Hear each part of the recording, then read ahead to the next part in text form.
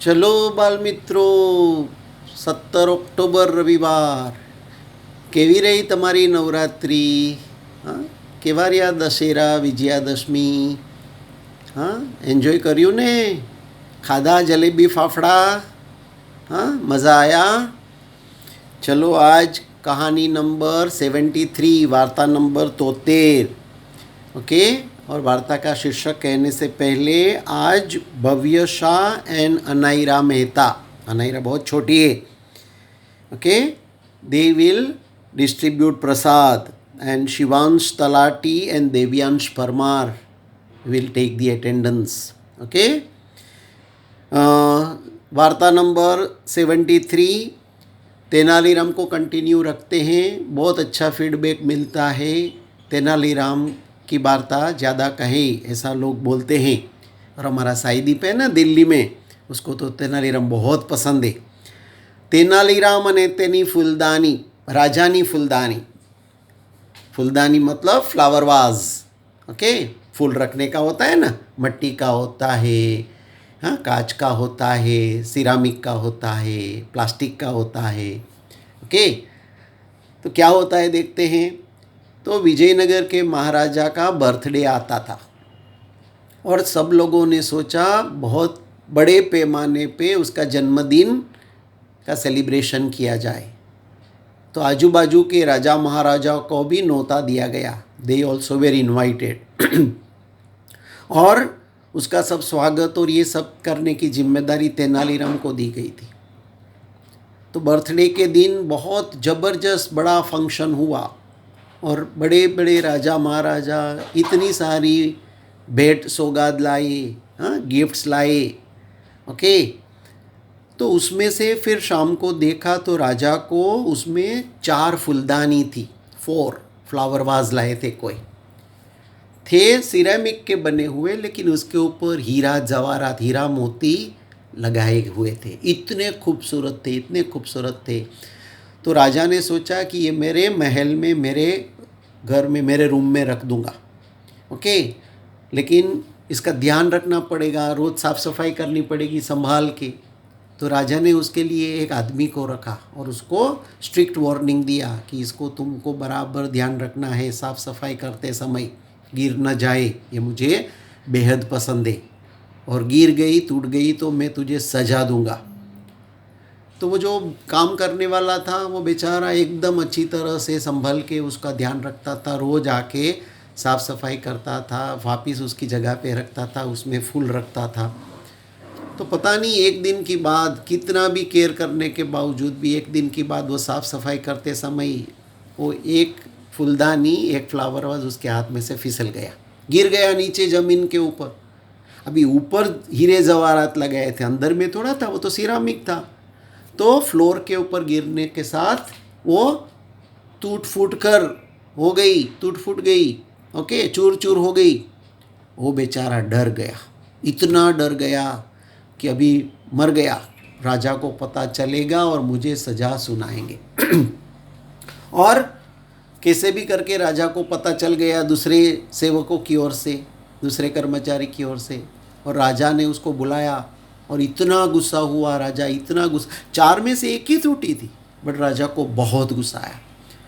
तो राजा ने दरबार में पूछा, कभी ये आदमी ने जरा सा केयरलेस बना है और उसने ये गिरा दिया और टूट गया है, अभी क्या सज़ा दिया जाए? तो किसी ने बोला उसको मारना चाहिए, किसी ने बोला उसको हंटर मारो, किसी ने बोला उसको लाठी मारो, किसी ने, जो बड़ा मंत्री था उसने बोला उसको फांसी के फंदे पे लटका दो। बट कुछ कारण की वजह से उस दिन तेनाली नहीं था, वो मीटिंग में तेनाली नहीं था। लेकिन राजा ने तय कर लिया कि बड़ा प्रधान ने बोला है कि उसको फांसी दे जाए, तो कल उसको 11 बजे फांसी की सज़ा मिलेगी। ये बेचारा गिड़गिड़ाया, राजा के पैरों में सर रख दिया, बहुत बोला माफ़ कर देने के लिए, लेकिन राजा ने एक नहीं सुनी और उसको कैद खाने में डाल दिया। कैसे भी करके तेनाली को पता चला, तो तेनाली उसको कैद खाने में मिलने गया और पूछा क्या हुआ?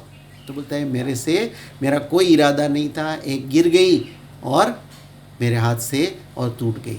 तो बोलता है क्या सज़ा सुनाई? ये तो कि मेरी मौत, कल मुझे फांसी की सज़ा है। तो बोलते तू चिंता मत करना। उसके कानों में तेनाली ने कुछ कहा कि तू कल राजा को ये बताना, हाँ, और तू देखना तेरी फांसी की सज़ा माफ़ हो जाएगी। दूसरे दिन 11 बजा वो ये कर्मचारी को लाया गया जिसके हाथों से फूलदानी टूटी थी। ओके, और राजा ने बोला चलो फांसी के फंदे वाले तैयार हो जाओ। तो उतने में उसको हाजिर किया गया।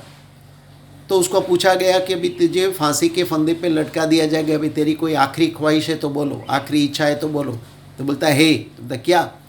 तो बाकी की 3 फूलदानी मुझे देखनी है, मेरे सामने पेश करने की मैं आपको प्रार्थना करता हूँ।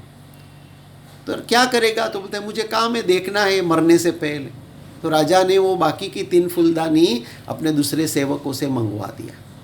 तो ये आदमी के पास वो बाकी की 3 फूलदानी आया और जैसे उसने हाथ में उठाया और पटक दिया जमीन के ऊपर, और वो तीनों भी टूट फूट गई। राजा का गुस्सा और बढ़ गया। राजा ने बोलता है बेशरम तूने क्या कर दिया?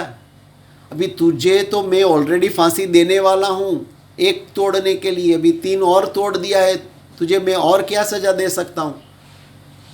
तो वो सेवक हाथ जोड़ के बोलता है कि महाराज मैं वही चाहता हूँ कि मुझे तो आपने एक फूलदानी तोड़ने के लिए फांसी की सज़ा दे दी है, और मेरे बाद कोई और कर्मचारी आप रखेंगे इसकी साफ़ सफाई के लिए, और उसको फांसी की सज़ा न हो जाए इसलिए उसकी जान बचाने के लिए मैंने बाकी की 3 फूलदानी तोड़ दी है।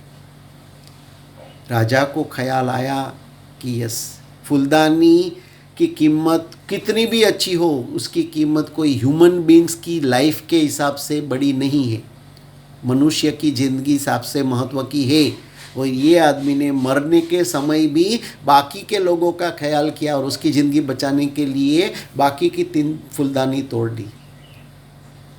तो महाराज ने उसको पूछा, राजा ने पूछा कि तू बता सच सच, ये आइडिया तुझे दिया किसने?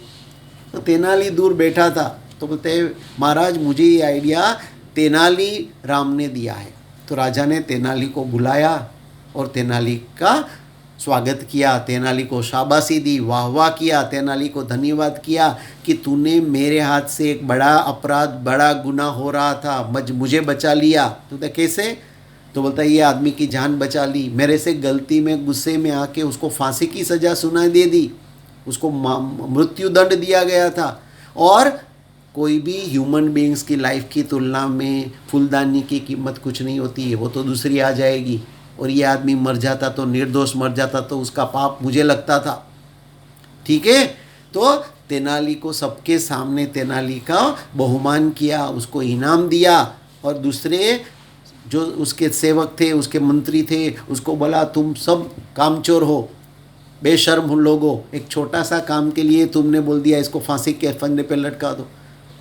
तो वो जिसको फांसी की सज़ा हुई थी वो बंदा राजा के पैरों में गिर गया, तेनाली को पैरों में गिर गया और बोलता है महाराज ये तेनाली की वजह से मुझे आज जीवन दान मिला है। और अभी यहाँ कहानी पूरी हो गई, वो बंदे की लाइफ बच गई, हाँ, उसको जीवन बच गया।